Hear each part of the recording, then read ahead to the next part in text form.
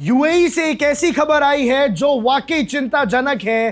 भैया, nuclear attack की बातचीत शुरू हो गई है, न्यूक्लियर प्लांट पे हमला हो गया है और ये जंग एक बार फिर से आग पकड़ चुकी है। दर्शकों, यूएई के flagship nuclear facility barrack nuclear power plant पर एक ड्रोन स्ट्राइक हुई है और जैसे ही न्यूक्लियर प्लांट और फायर जैसे शब्द एक साथ आते हैं, पूरी दुनिया में तहलका मच जाता है। लेकिन इससे पहले अफवाहें फैल जाए, पहले सारे फैक्ट समझ लेते हैं। आज की सुबह एक ड्रोन सीधा बैरक प्लांट के इलेक्ट्रिकल जनरेटर से टकरा जाता है और इस टक्कर की वजह से प्लांट के इनर पैरामीटर के बाहर एक भयानक आग लग जाती है। UAE authorities, federal authority of nuclear regulation और आबू धाबी मीडिया ऑफिस ने स्ट्राइक को कंफर्म किया है कि यह हमला ईरान की तरफ से हुआ है। लेकिन उन्होंने एक बात बहुत ही जल्दी बता दी कि इस अटैक में किसी की जान नहीं गई है और सबसे महत्वपूर्ण बात कि रेडियोलॉजिकल रिलीज नहीं हुआ है,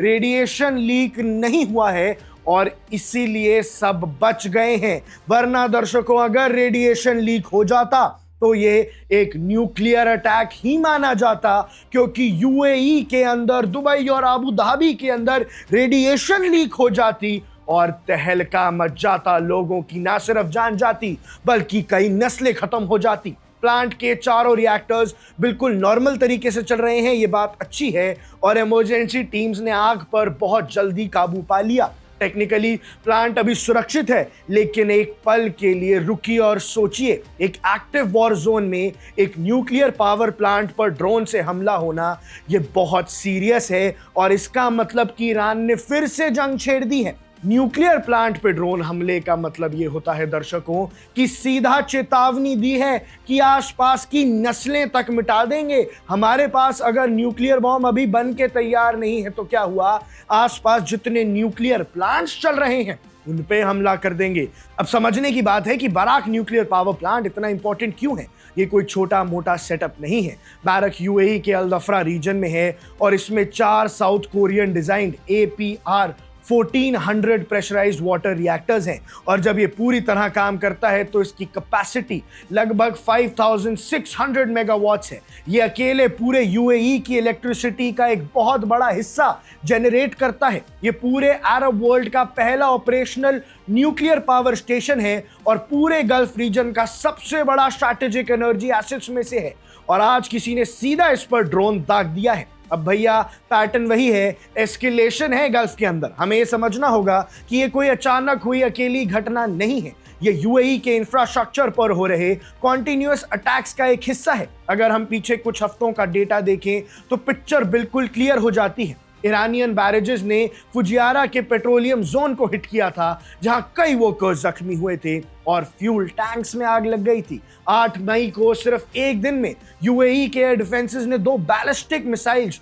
और 3 ड्रोन्स को इंटरसेप्ट किया था। यूएई के एयर डिफेंस सिस्टम्स ने अब तक सैकड़ों थ्रेट्स को न्यूट्रलाइज किया है, चाहे वो बैलिस्टिक मिसाइल्स हो, क्रूज मिसाइल्स हो या फिर ड्रोन्स हो। लेकिन इस बार एक ड्रोन डिफेंस सिस्टम को चकमा देकर आउटर पेरीमीटर तक पहुंच गया। अटैकर्स का टारगेटिंग लॉजिक बहुत सिंपल और खतरनाक है कि एनर्जी सप्लाई को डैमेज कर दो, यूएई मिडिल ईस्ट की इकोनॉमी की बैक तोड़ दो, जो यूएस का दोस्त है उस पे ऐसा जुल्म ढाओ, वहां ऐसे हमले करो, नहीं तो हमलों के जरिए ऐसी धमकी दो कि यूनाइटेड स्टेट्स में बैठे डोनाल्ड ट्रंप भी हिल जाए। इकोनॉमी को डिस्टेबलाइज करो और यूएई के सिक्योरिटी कॉन्फिडेंस को हिला दो। भैया, रेड लाइन क्रॉस हो चुकी है। एक ऑयल फैसिलिटी पर हमला करना एक बात है और एक न्यूक्लियर फैसिलिटी को टारगेट करना दूसरी बात है। ये अलग कैटेगरी का क्राइम है दर्शकों। ऑयल फैसिलिटी को टारगेट करने से इकोनॉमी में कोलैप्स आएगा, पर भैया अगर न्यूक्लियर रेडिएशन लीक हो जाती तो शायद यूएई के लिए एक बहुत बड़ी आपदा आ जाती। इंटरनेशनल लॉज और जेनीवा कन्वेंशंस के मुताबिक न्यूक्लियर साइट्स को एक्टिव कॉन्फ्लिक्ट्स में भी ऑफ लिमिट रखा जाता है। क्यों? क्योंकि अगर यहाँ कुछ भी बड़ा हादसा हो गया तो रेडिएशन किसी बॉर्डर को नहीं देखती, वो कहीं भी तबाही मचा देगी।